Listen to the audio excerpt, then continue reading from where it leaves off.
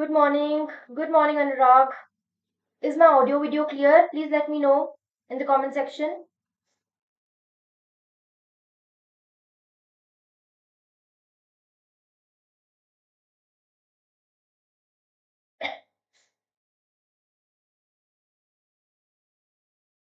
I'm going to wait for 2 minutes and then we'll start.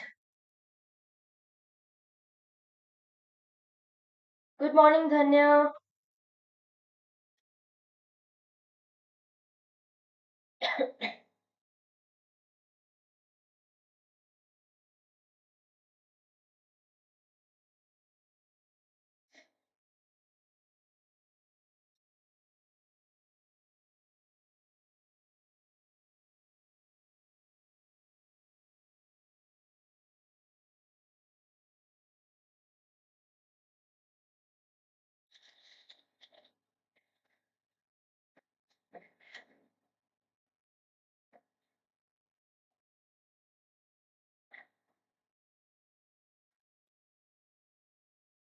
All right. Very good morning, everyone. I am Mannat Sharma from Oliveboard. I take up newspaper analysis for all regulatory exams every Monday, Wednesday, and Friday. So we do the live mint analysis on these 3 days, wherein we take up the most important news and we cover it in detail by linking the current with the static. So, before we begin with our analysis, I want to tell you all that you can download the PYQs for all regulatory exams from the Oliveboard app. The link is in the description box, so you can go there and download all the previous year questions. This is a handbook for the regulatory exams like RBI Grade B, NABARD Grade A, SEBI Grade A, IRDAI, IFSCA. So for all these, PYQs have been compiled. So you can download this, handbook from the link in the description box. Okay. So let's begin with our session. Let's talk about the important news which I found in the newspaper. So the first news for today is, if the US chips are down, what will India do? So the news is basically that US, it has exempted, when we talk about Joe Biden, when he was the outgoing president, when he was outgoing, he released an executive order. So released an executive order wherein US exempted US President Joe Biden limited open access to America made chips. So it has limited its access. It has limited its access to American made chips. So now these chips, we are talking about semiconductor chips here. जो ये semiconductor chips हैं, इस पे US ने क्या किया है, it has restricted कि हम सिर्फ कुछ कंट्रीज को ही ये चिप सप्लाई करें. So that is a problem. And India is dependent on America. India is dependent on US for these chips, highly dependent on US, because our chip manufacturing industry is not yet that developed, and we are largely dependent on the US for these chips. तो अगर इस तरह से limit किया जाएगा access को, अगर इस तरह से लिमिट किया जाएगा, so it is going to be an issue. So how is it going to impact India? This article talks about that. ठीक है, so let's see what this news is all about. So US restricts its access of American made semiconductor chips. ठीक है, now it highlights the dominance of US firms in the global chip supply chain. So it talks about that US is very dominant in this global supply chain, and the consequences for Indian industries, this has been talked about in the article. What is India's current position in the semiconductor market? All this is mentioned in this article. So you can read the newspaper, go and you can read it on your own, but let's discuss what this article talks about. It also talks about whether India has any alternative and what the government is doing to boost the local chip production. So if you've heard about the India semiconductor mission or the AI mission, so India is trying to boost the manufacturing of semiconductor chips. Okay, but this move of the US is going to hamper the Indian industry a lot. Okay, So US controls half of the global semiconductor market. So US is, it controls more, almost over half of the semiconductor market. And major companies include Intel, Qualcomm. So these kind of industries are major from the US. The major industries are from the US for semiconductor manufacturing. Okay, semiconductor chips manufacturing. Good morning, Caterpillar. Okay. Impact on industries. Sectors such as automobiles, energy, financial services, and consumer electronics could be severely affected if India loses access to US chips. So now this is another problem. What is going to happen is it is going to impact the Indian industries because ये chips बहुत important है. These semiconductor chips are very important. Whether it's the automobile industry, whether it's the financial services, whether it's the consumer electronics, so इन सब में ये semiconductor chips का use होता है. ठीक है? Yes, Anurag, Nvidia, exactly. So no immediate alternative. India remains heavily reliant on US chip technology, like I said, and imposing counter sanctions may hurt India's economy. So now what the issue is that India, one, it is dependent upon the US chip technology. Second, if India tries to counteract by putting in sanctions on the US, it is again going to hurt the Indian economy only, right? Now, what is India's current position?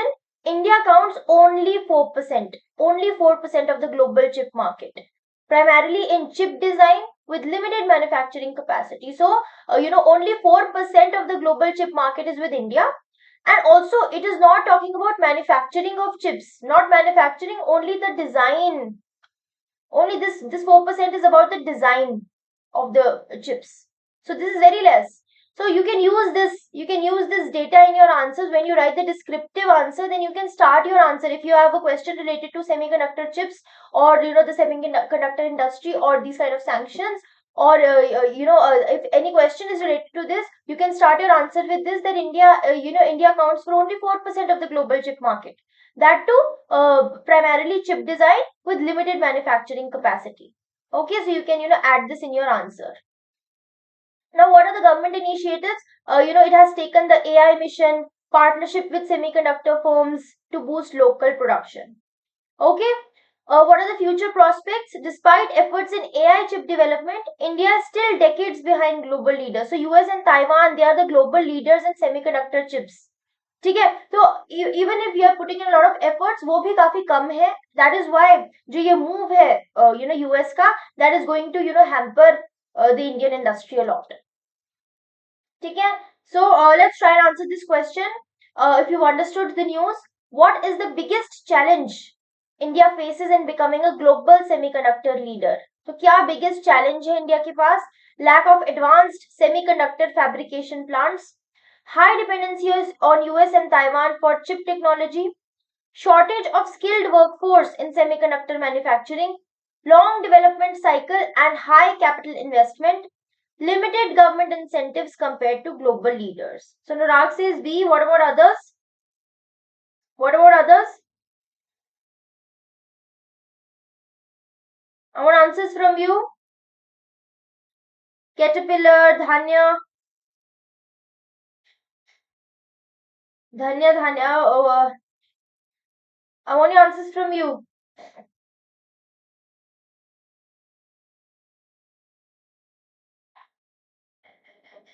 Now, this question is talking about the challenge, the biggest challenge that India is facing. Now the question is, look at the question. What is it asking? Why we are not able to become a semiconductor leader? This is the question. They're not asking. They're not talking about the dependency or that kind of issue. What they're saying is that what is the biggest challenge for India? Why India is why India faces a challenge when US imports imposes tariffs? That issue.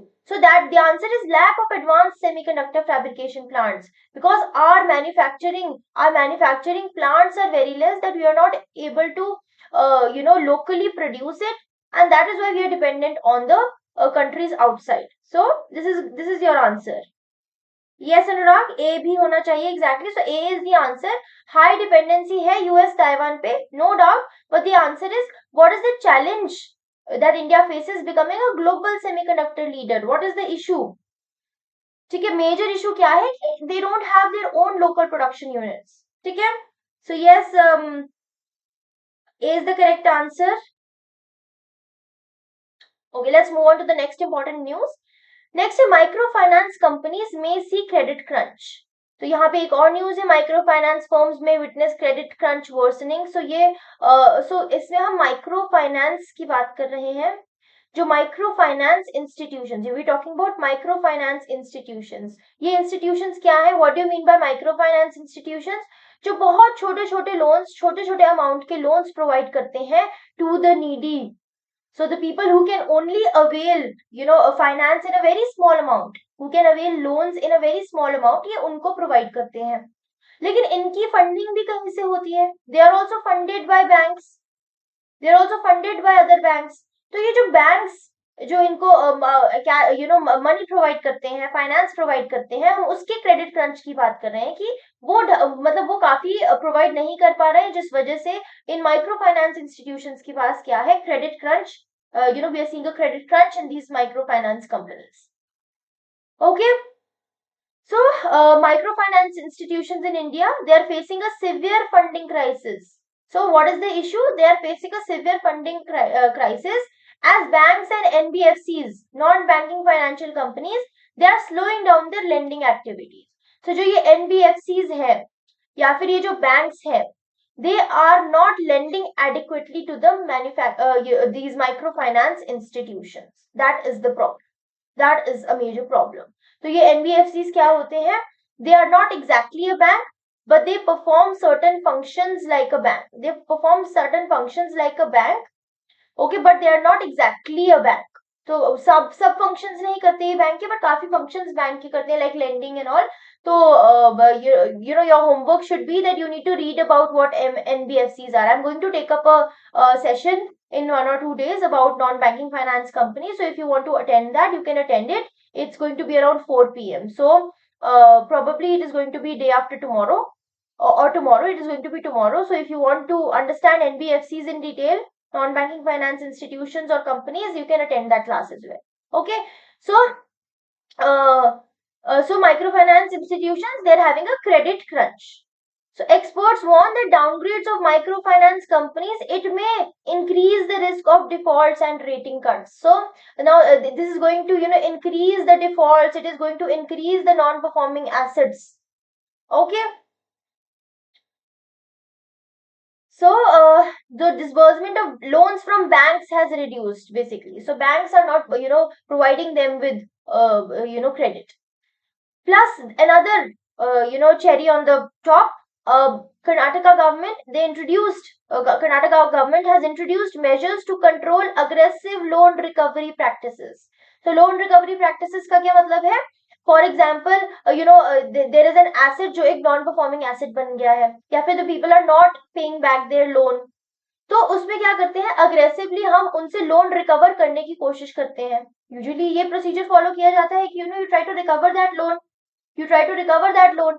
But Karnataka government ने क्या किया है? Ease किया है इसको कि aggressive नहीं, आराम से करो. अग्रेसिव जो लोन रिकवरी प्रैक्टिसेस है उनको कंट्रोल करने की बात की है, जिससे और अनसर्टेनिटी बढ़ गई है. जो माइक्रो लेंडर्स है उनसे और अनसर्टेनिटी बढ़ गई है, पता नहीं पैसा वापस आएगा नहीं आएगा. ठीक है. Major MFIs such as Pandana Spurti Financial Limited have faced rating downgrades, increasing risks of further defaults and cuts in ratings. So, their rating has reduced. That banks and financial institutions, they get a rating, they get a credit rating as to how they are performing. ठीक है, तो वो उनकी rating काफी कम हो गई है. ठीक है. Liquidity constraints hai, reduced loan disbursements have forced some MFIs to rely on existing funds for maintaining liquidity. So because they are not provided with money, they are not provided with funding by the other institutions, by the banks, so they have to maintain liquidity from their own reserves only. ठीक है. Non-bank lenders saw 37.5% decline in loan issuance. So this is another issue. Profitability and market outlook की अगर हम बात करें तो the industry's profitability is deteriorating. because many microfinance institution portfolios are facing stress due to limited access to fresh funds. तो ये issue की बात की गई है कि जो माइक्रो फाइनेंस इंस्टीट्यूशंस है उनमें क्रेडिट क्रंच की बात की गई है, ठीक है। सो इंडस्ट्रीज का क्या ओपिनियन है कि जो ये फाइनेंशियल इंस्टीट्यूशंस है they remain cautious due to repayment uncertainties potentially delaying significant funding activities. So now जो ये funding institutions है that provide fund to these microfinance institutions, जो ये funding institutions provide करते हैं, why aren't they not providing them funds? क्योंकि इनको लगता है कि uncertain है and the money might not come back. That is why they are not providing that money. ठीक है? So let's try and solve this question. What is the key reason behind the current credit crunch faced by MFIs in India? So क्या है key reason behind the current credit crunch? Increase in foreign investment in MFIs, rise in agriculture subsidies, regulatory measures to curb aggressive recovery practices, increased competition from digital banks, high demand for unsecured loans. What is the answer to this question? बताइए क्या reason है behind credit crunch? निजू से सी, कशिश से सी, what about others? Romil से सी, Tanya C. Okay, absolutely correct. C is the correct answer. All of you are correct. Let's move forward to the next question. Drug Enforcement Index I. So the government is planning to bring in an index.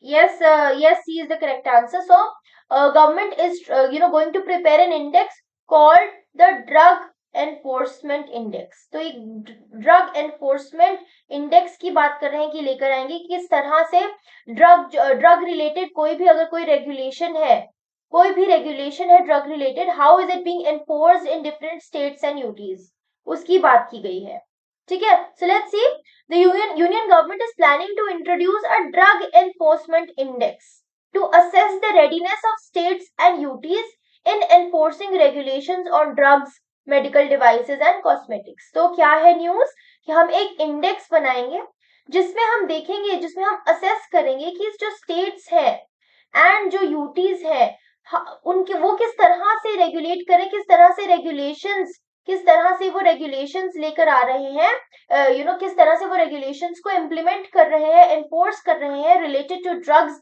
medical devices and cosmetics.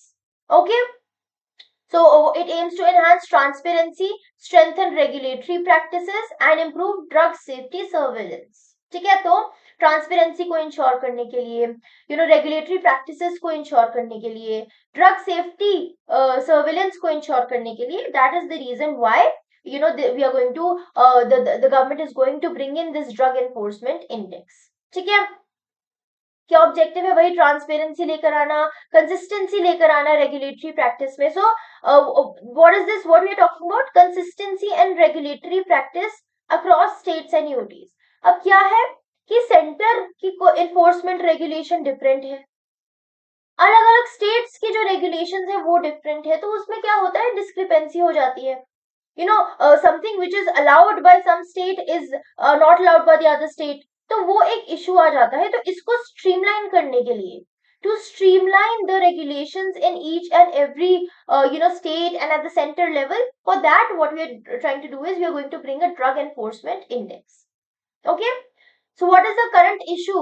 Let's talk about the current issue. Every state and UT currently follow its own set of regulations. So every state has its own regulations leading to inconsistency. So in case of when we are talking about drug enforcement, it leads to inconsistencies. Okay, because everybody has a different kind of regulation. The information dissemination is weak, especially in the northeastern states. Information dissemination is weak.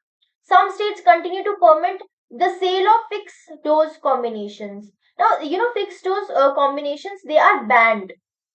Fixed dose combinations क्या होते हैं? जब दो active ingredients को मिला के हम एक डोज बनाते हैं, there is one dose and there are two important and active ingredients, तो क्या ये लॉन्ग रन में थोड़ा अनहेल्दी रहता है बॉडी के लिए, रिएक्शंस होते हैं, तो that is why this is banned at the national level.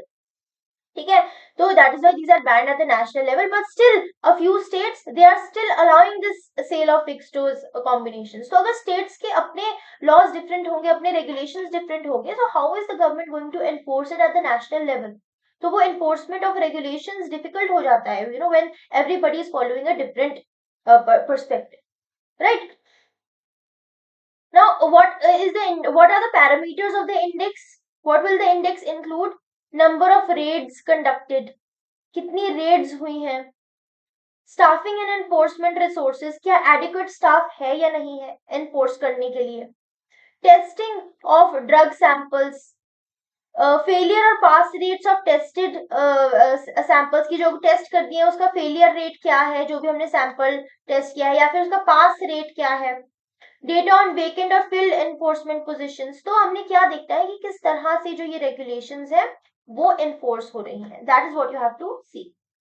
Okay, what are the benefits? It is going to have greater transparency, enhanced coordination between center and state governments, so there is going to be a better coordination, surveillance is going to improve, enforcement practices improve होंगी।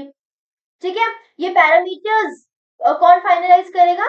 Controller general of India. So the controller general of India is going to finalise these parameters, and एक जनवरी में एक drugs consultative committee थी जिसने ये decide किया था that we are going to bring in this initiative, we are going to bring in this index. ठीक है, चलिए then try and solve this question, let me see who answers first. What is the primary goal of the proposed drug enforcement index in India? So what is the primary goal of the drug enforcement index? Increase the production of pharmaceutical drugs, ensure transparency and improve drug safety surveillance, promote the export of medical devices, strengthen private investments in the pharmaceutical sector, eliminate generic medicines from the market. So Niju is saying B, Romil B, Kashish B, way to officer B. So absolutely correct, B is the correct answer. So to ensure transparency and improve drug safety surveillance. Good. Let's talk about another important news, which is local content rule for wind power soon. So wind power, we know it is a renewable energy. Wind energy is a renewable energy. So India, which has a wind capacity of 48.16 gigawatt, aims to expand it by 140 gigawatt by 2030. So this, this question can directly be asked that India wants to expand its wind energy, its wind capacity, wind energy capacity by dash, by the year 2030, or by 140 gigawatt by the year dash. So this kind of question can be asked in the exam. So just remember it that we want to increase our capacity to 140 gigawatt by 2030. So the target is till 2030, and the target is by 2030, and what is the target? 140 gigawatt of wind energy. Okay, so what they're talking about, a local content rule. Local content rule means we are talking about local manufacturing of wind power sector. So all the whatever is needed in the wind sector, whatever equipment is needed, whatever the turbines and all which are needed, so we are talking about local manufacturing, which is going to enhance self reliance. This is for self reliance, आत्मनिर्भर भारत. ठीक है, so local manufacturing को promote करने के लिए, and reducing dependency on imports, especially from China and Europe. So we import, for the wind sector, we import a lot of stuff from China and Europe, and we need to reduce that import dependency. इसलिए हम local manufacturing को ensure करना चाह रहे हैं. ठीक है, so this aligns with the government's push for renewable energy expansion. तो हम क्या करें, in the national manufacturing mission, हमने इसे बजट में भी बात किया था, हमने इसमें बजट में भी बात किया था about the national manufacturing mission. तो गवर्नमेंट का push for a renewable energy expansion, उसको हम बढ़ाने के लिए ये मूव लेकर आए हैं. Good morning Pahadi blogger, good morning. Okay, then What is the objective? Encourage indigenization and reduce reliance on imported wind turbine components. So what am I saying is that we import the turbine components which are needed for the wind sector. So we need to reduce the reliance on these important stuff, and we need to focus on indigenization. Okay. Strengthen India's wind power manufacturing ecosystems to support its renewable energy goals. Now, what is the current capacity? You have to remember it is 48.16 gigawatt, and we want to increase it to 140 gigawatt by 2030. And what is our long-term target? To achieve 500 gigawatt renewable energy capacity. So, what you have this data you have to remember. Suppose if you get a question related to renewable energy, so you can add such kind of data in your answer. Okay. Now, what are the challenges in local manufacturing? That wind turbines, they are manufactured while wind turbines are manufactured locally, but the components which are used in the manufacturing of wind turbines right now, no doubt the wind turbines are being manufactured locally, but the final turbine is manufactured locally, but the components which are required to manufacture these wind turbines, like nacelles, blades, permanent magnets, they are imported. They are still imported. So while we are trying to locally manufacture these turbines, but the components used, you are still importing those components. So experts say that mandatory domestic sourcing may raise cost. Now the challenge is, another challenge is that if you try to start off with these components also domestically, if you start off domestic manufacturing, domestic sourcing of this, it may raise costs. क्या होगा कि अगर आप imports के बजाय खुद ही components को भी मैन्युफैक्चर करना शुरू करेंगे, तो उससे क्या होगा कि कॉस्ट भी बढ़ सकता है, और हो सकता है कि imports are better off then these domestic manufacturing. तो ये एक इशू की बात कर रहे हैं कुछ लोग, इसके लिए बोल रहे हैं कि अगर आप डोमेस्टिक मैन्युफैक्चरिंग, लोकल मैन्युफैक्चरिंग की बात करेंगे, इवन द कंपोनेंट्स, तो आपका कॉस्ट बहुत बढ़ जाएगी. जो आप बाहर से जो चीज आप लेस रेट पे, सस्ते पे ले सकते हैं, वो आप खुद मैन्युफैक्चर करना चाहेंगे, तो वो इशू हो सकता है. ठीक है, clear. Now let's talk about government initiatives. The center already has a certification system to ensure the quality of domestically produced turbines and manufacturers for government supported projects. तो एक certification system है, एक certificate provide किया जा सकता है, किया जाता है by the government about the domestically produced turbines, कि किस तरह से वो projects में use हो रहे हैं, किस तरह से वो ढंग से self reliant हम उसमें बन रहे हैं. And concessions are provided on some key important components. So काफी जो important components है उसमें हम concessions भी provide कर रहे हैं, तो ये government का initiative है. ठीक है, clear है. So we are talking about indigenization. We are talking about India's domestic annual production capacity stands at around 18 gigawatt. तो हमने इसको बढ़ाना है. ठीक है. So let's try and solve this question. What is the primary goal of introducing a local content rule for wind power in India? So what is the primary goal? To increase export of wind turbine components, to ensure greater reliance on wind energy imports, to encourage local manufacturing and reduce dependence on imports, to promote fossil fuel based power generation, lower the cost of renewable energy projects. What is the answer to this question? बताइए.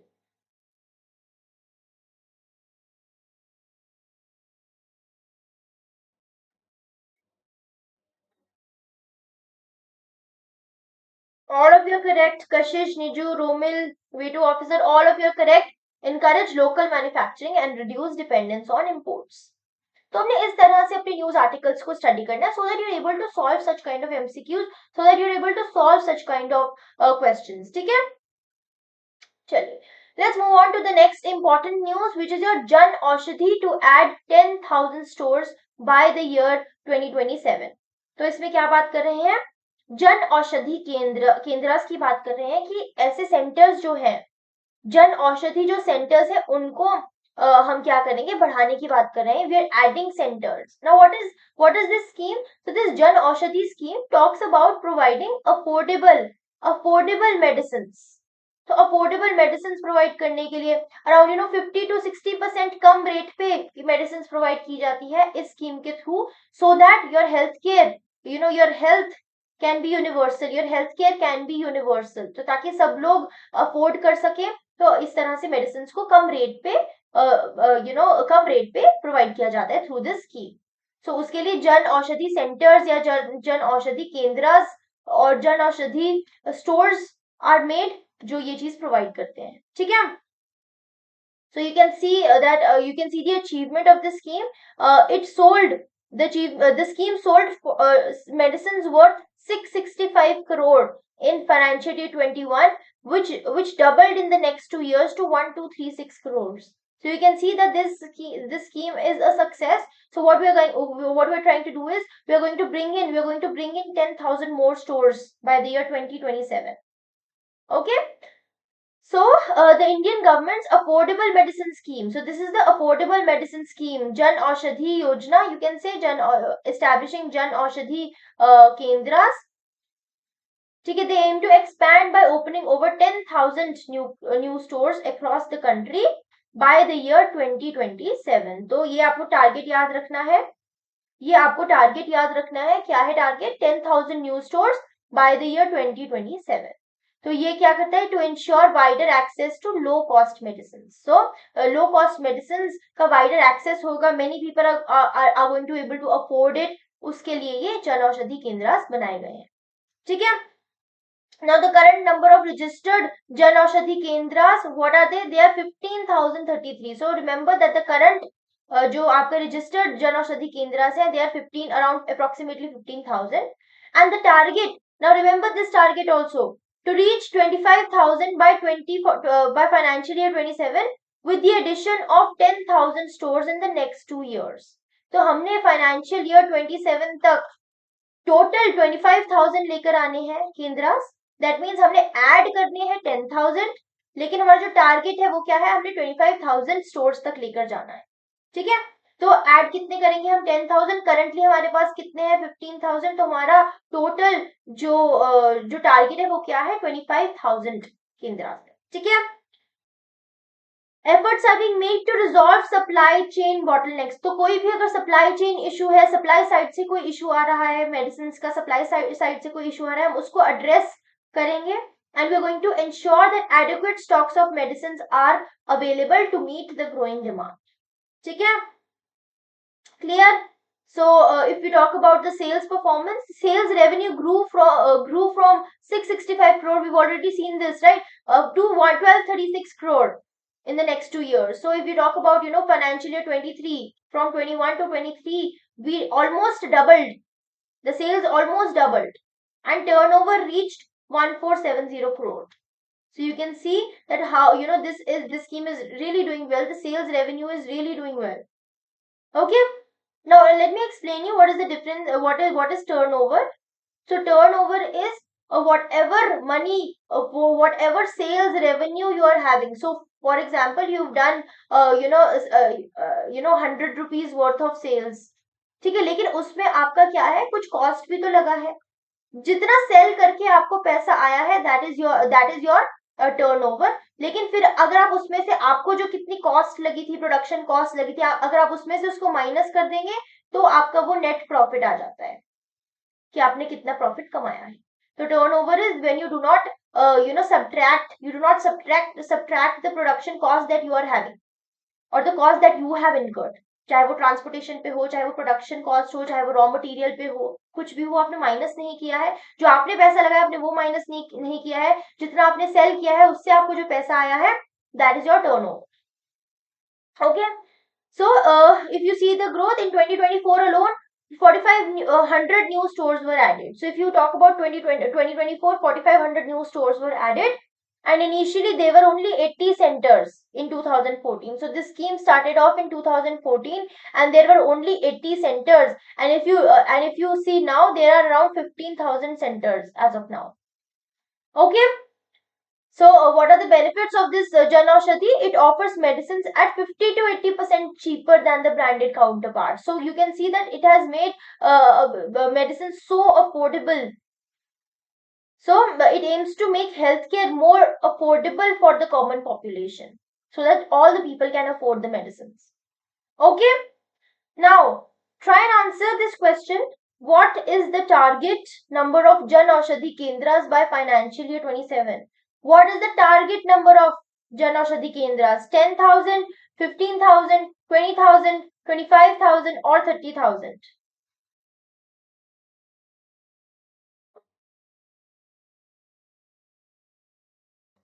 So Niju says D, Kashish says D. What about others? What about others? Way to officer D. So all of you are correct. The answer is 25,000. Okay. If the question is, how many more Jan Aushadhi Kendras are to be added by 2047, then your answer is going to be 10,000.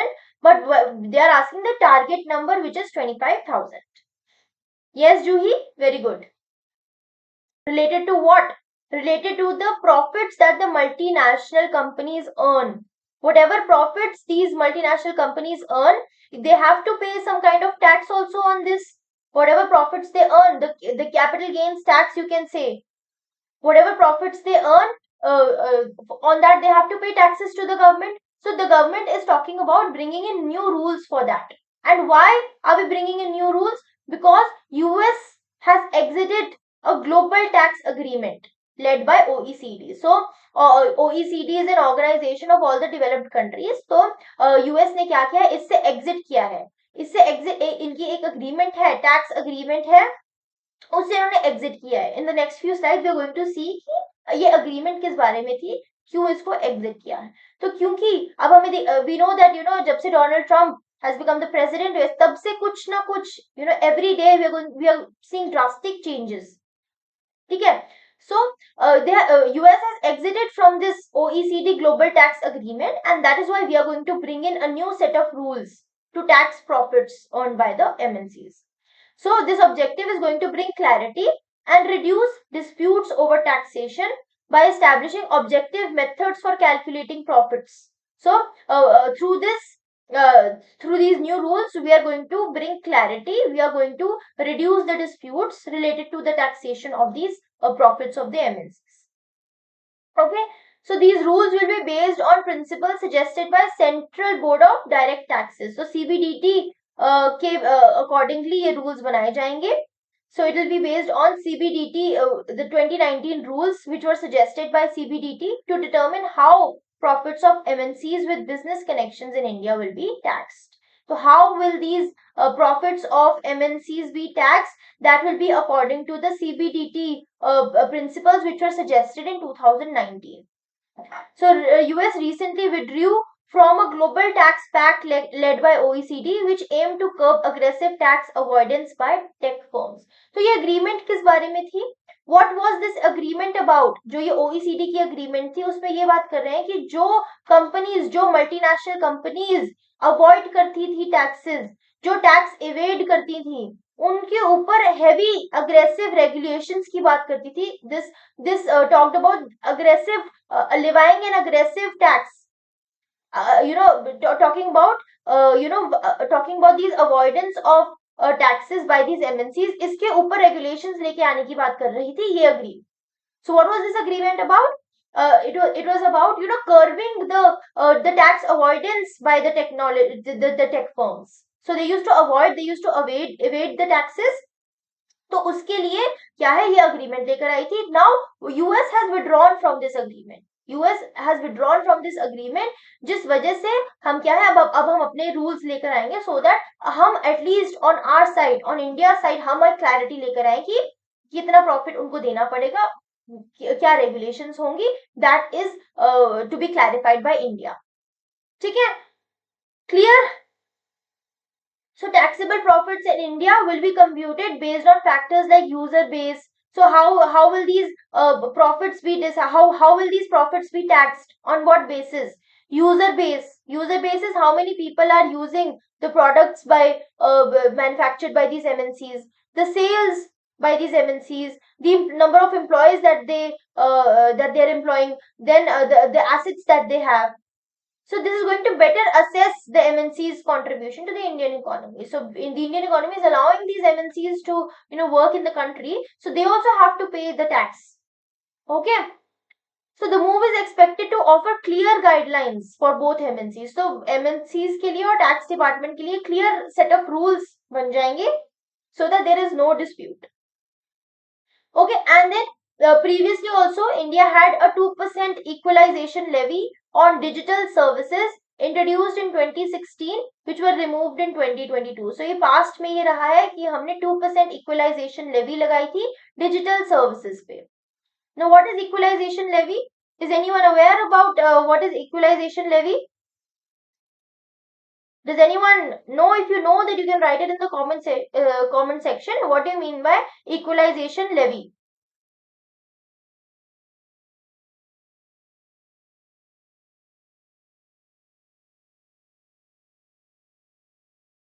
So equalization levy, it is a digital tax. What is it? It is a digital tax which is levied on whom? It is levied on non-resident जो e-commerce companies है, जो e-commerce companies है जो non resident है, यानी कि उनका residence India में नहीं है, वो बाहर से है, उसके ऊपर हम जो टैक्स लगाते हैं उसको हम बोलते हैं इक्वलाइजेशन लेवी. ठीक है. तो कोई भी अगर कोई सर्विस प्रोवाइडर है, कोई जो सर्विस प्रोवाइडर है जो ई कॉमर्स एंड जो सर्विसेज प्रोवाइड करते हैं, उनके ऊपर जो नॉन रेजिडेंट है जो ई कॉमर्स और सर्विसेज प्रोवाइड करते हैं उनके ऊपर टैक्स लगता है, उसको हमने बोल दिया इक्वलाइजेशन लेवी. ओके. सो इसको 2% लगाया था in 2016, then it was removed in 2022. तो इस तरह से मतलब कुछ ना कुछ ये टैक्स से रिलेटेड इशू रहता ही है. क्लैरिटी कम है, क्लैरिटी इज लेस, तो इसीलिए अब हम ये क्लैरिटी लेकर आने की बात कर रहे हैं. ठीक है. Clear? Okay. So, what is the primary reason behind India's decision to introduce new tax rules for MNCs? I want answers from you. First is increase tax collections for domestic firms, simplify tax processes for small businesses, adapt to US withdrawal from the OECD tax pact, encourage digital adoption among consumers, provide tax exemption for technology companies. What is the answer to this question? क्या reason है कि India has introduced new tax rules? Anurag, you didn't know about this. I hope it is clear now. I hope equalization is clear. Let me know if it's clear.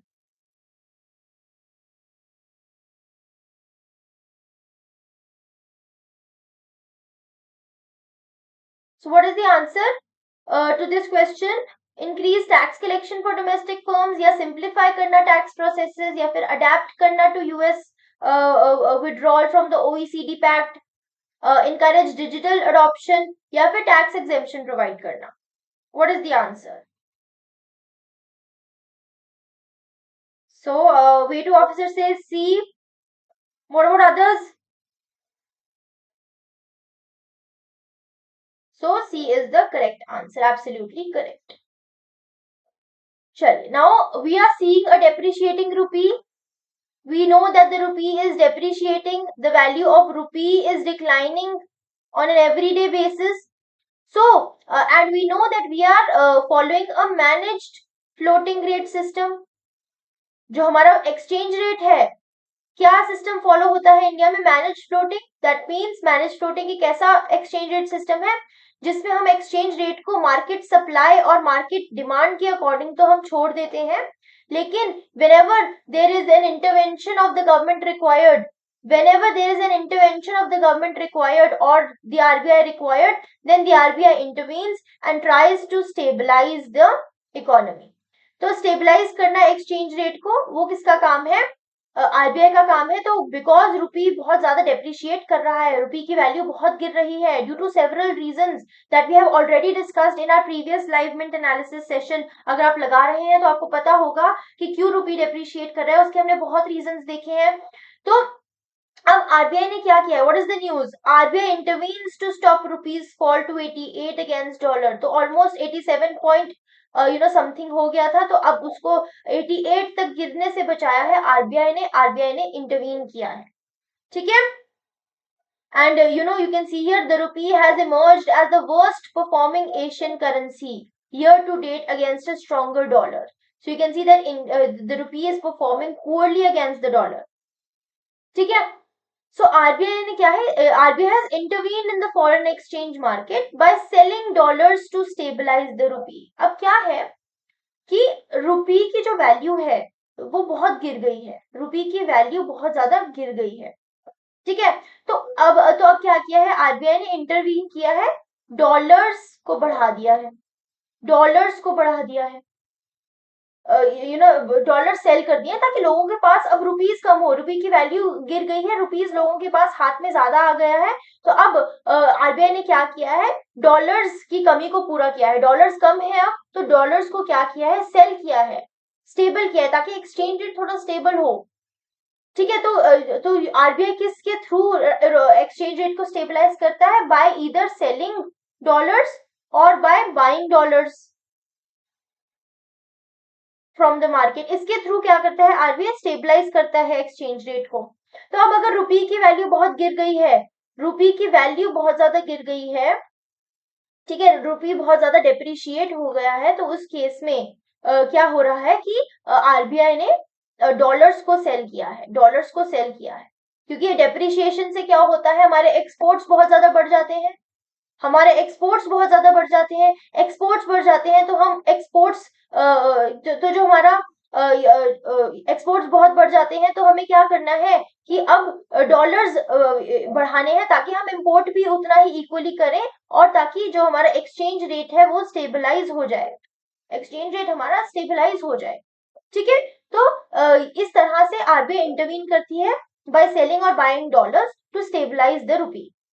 ठीक है. So it had weakened to about 87.99 against the dollar. So $1 87.99 rupees का हो गया था. तो ताकि ये 88 तक ना फॉल करे तो आरबीआई ने इंटरवीन किया एंड मार्केट कितने पे क्लोज हुई, 87.4750. इस पे मार्केट क्लोज हुई. ठीक है, क्लियर है. So the rupee briefly touched 87.99, लेकिन आरबीआई ने इंटरवीन करके उसे स्टेबल करा 87.4750 पर. ठीक है. So RBI sold dollars from its forex reserves and signaled readiness to intervene further if needed. So RBI said that we are selling dollars right now, but we are going to intervene if there's a need to further, if there's a need to intervene, then RBI is going to intervene. Okay. And if you see that since September, RBI has spent $77 billion from its forex reserves to defend the rupee. तो रुपी को stabilise करने के लिए 77 billion जो dollars है RBI ने spend किए हैं. ठीक है. And if you see what is the current, what is India's current position, how much foreign reserves do we have, 630.6 billion dollars. Okay. And if we talk about the forward market, the NDF market or the non-deliverable forward market, this is a type of derivative market जिसमें हम forward is जिसमें हम on the spot transaction नहीं कर रहे हैं, हम एक future date को तय कर रहे हैं कि हम उसमें अपना transaction करेंगे. That is a forward market. जब हम बाद में जाके जब transaction करेंगे, हमने pact अभी बना लिया but हम transactions बाद में करेंगे. ठीक है. So it opened at 88, raising concerns among exporters and importers. So stock market में भी performance weak चल रही है, तो काफी ज्यादा issue है. Now the rupee's real effective exchange rate at 108.13 indicated significant overvaluation. This devaluation pressures India's competitiveness and increases import expenses. तो इससे हमें क्या समझना है कि real effective exchange rate क्या है. तो देखिए, एक होता है exchange rate, एक होता है इफेक्टिव एक्सचेंज रेट, एक होता है इफेक्टिव एक्सचेंज रेट. इसमें हम देख लेते हैं, एक होता है नॉमिनल, इसमें एक होता है real. Similarly in case of effective also there is nominal and there is real. Now you have to understand this difference between exchange rate and effective exchange rate. तो एक्सचेंज रेट में क्या है, हम देखते हैं for example $1 is equal to ₹87. ये क्या है, मतलब हम सिर्फ दो करेंसीज को कंपेयर कर रहे हैं. We are seeing it on a one basis कि my currency with respect to the US currency, that is your exchange rate. जब हम सिर्फ एक कंट्री के एक्सचेंज रेट की बात कर रहे हैं. लेकिन इफेक्टिव एक्सचेंज रेट में हम क्या कर रहे हैं, मेरी domestic currency with respect to the other trading partner currencies, तो मैं अपनी करेंसी विद रिस्पेक्ट टू काफी ट्रेडिंग पार्टनर्स जो है, काफी जो कंट्रीज है उनके साथ में देख रहे हैं, that is your effective exchange rate. So when we talk about a one on one exchange rate, that is your simple exchange rate, which we say nominal exchange rate or real exchange rate. And when we say effective exchange rate, तब हम अपनी domestic currency with respect to काफी सारी currencies जिनके साथ हमारा trade है, जो हमारे ट्रेडिंग पार्टनर्स है, उनके साथ जो हम देखते हैं, that is our effective exchange rate. ठीक है. अब ये जो नॉमिनल और रियल क्या है, जो नॉमिनल है उसमें हम इन्फ्लेशन को एडजस्ट नहीं कर रहे हैं, हम प्राइस लेवल को एडजस्ट नहीं कर रहे हैं, लेकिन रियल में हम इन्फ्लेशन को माइनस कर रहे हैं, हम इन्फ्लेशन को एडजस्ट कर रहे हैं. क्योंकि क्या है कि इंडिया में जो इन्फ्लेशन रेट है वो इन्फ्लेशन रेट यूएस में नहीं है, डिफरेंस है इन्फ्लेशन रेट का, तो हमें उसको एडजस्ट करना है. जब हम उसे एडजस्ट कर देंगे तो उससे हम आ जाएंगे रियल वैल्यू पे. So whether it's real exchange rate और real effective exchange rate. So I hope this difference between real and near and exchange rate, simple exchange rate and effective exchange rate, इसमें आपको I hope फर्क पता चल गया है. ठीक है. तो इससे क्या पता चल रहा है, जो हमारा रीर भी है उसकी वैल्यू देखो कितनी ज्यादा ओवर वैल्यूड है, 108.13, जिससे क्या पता चल रहा है कि इंडिया की जो कंपेटिटिवनेस है वो काफी कम हो गई है. इंडिया के इंपोर्ट एक्सपेंसेस बहुत बढ़ गए हैं. And if you talk about the other Asian market also, other Asian currencies, तो वो भी काफी फॉल हुई है, वो भी काफी वीक हुई है. फॉर एग्जाम्पल चाइनीज युआन है, वो it fell by 0.2%, but still जो इंडिया है, इंडिया की सबसे ज्यादा फेल हुई है. ठीक है. तो इसके काफी रीजन है कि क्यों डेप्रिशिएट हुई है. If you not attended those classes, आप अटेंड कीजिए. तो हम देख सकते हैं कि बिकॉज जब से डोनाल्ड ट्रंप आए हैं, so there is a lot of global uncertainty. तो एक global trade war, potential global trade war हो सकता है. उस वजह से क्या है, मार्केट में बहुत ज्यादा अनसर्टेनिटी है. That is why currencies are depreciating against the dollar. Then अगर हम मार्केट, अपने इंडिया मार्केट की बात करें, तो इंडिया में because of growth slow down है ना, because of inflation issues, because of no provision for capital expenditure in the budget, है ना, and growing US bond yields. Because of these reasons, the Indian rupee is depreciating against the dollar. So go and identify these reasons. We have talked about this. We've talked a lot about this in our previous classes. Okay. So try and solve this question. What was the key reason for RBI's intervention in the forex market? What was the key reason for RBI's intervention? To increase India's forex reserves, to curb domestic inflation, to stabilize the rupee amid tariff-related fears from the US, to control rising fuel prices, or to boost exports. What is the answer?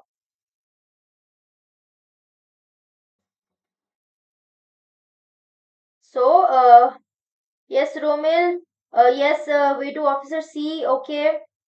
What about others? What about others? So, C is absolutely the correct answer. Clear.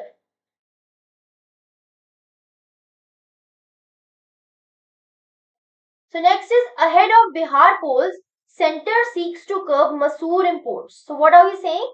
That ahead of these, ahead of the Bihar polls, we know that elections are going to be happening in Bihar. So center seeks to curb Masoor imports. So what this Masoor is it is talking about pulses. So we've also talked about the pulses mission in the Atmanirbharta in pulses in budget. We've also talked about that. Right? So what we are talking about? We are talking about curbing these Masoor imports. Okay, let's see what the news is about. So the central government of India, it is considering imposing high tariffs or a complete ban on Masoor lentil imports. So we are talking about banning Masoor imports. So imports of this lentil, we are going to we are trying to ban the imports to protect local farmers and stabilize prices. So to stabilize the prices, to protect the local farmers, this move has been taken up.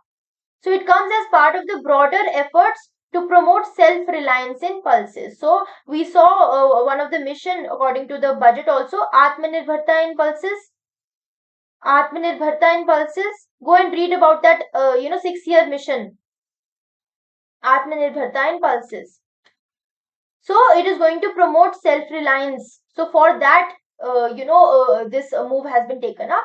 And obviously, this is a political move also, because there are going to be elections in Bihar, which is a major lentil producing state. So Bihar is a major lentil producing state. Okay, the government plans to impose either high tariffs or a total ban on Masoor imports. So right now, Masoor imports are there freely. They're freely allowed. So now what they're talking about is to impose high tariffs or ban Masoor imports. Okay, so it is to protect farmers, encourage expanded production, provide price stability, and increase cultivation of pulses across India. Okay, so you can see that Masoor production has grown from 12.69 lakh tons in financial year 22 to 15.59 lakh tons in financial year 23. Okay, and it was expected that 18 lakh tons would be increased by financial year 25. Okay,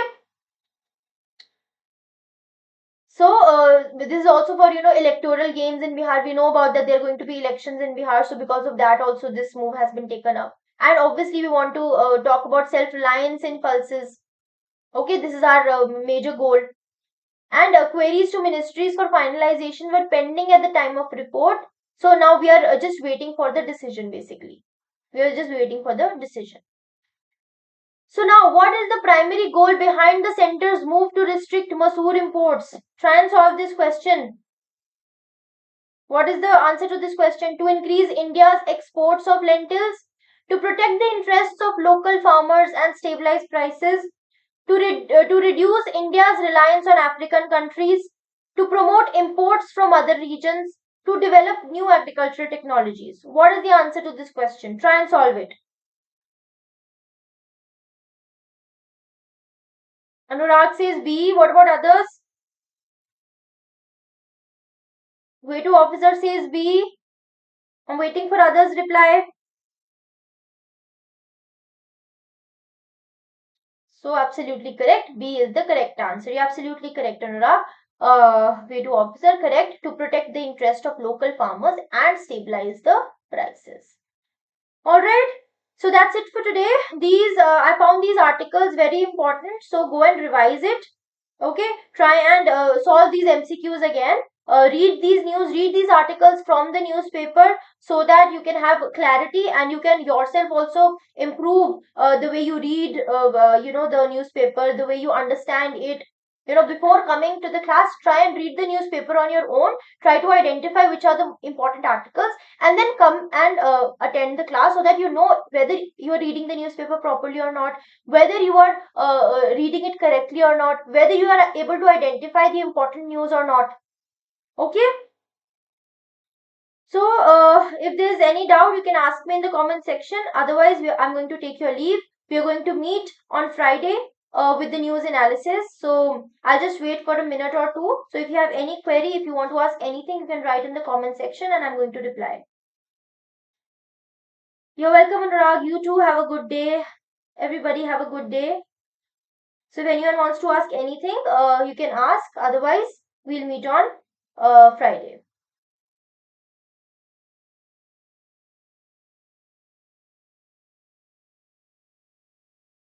Okay, Romil. Take care then. Keep studying. All the best to you all.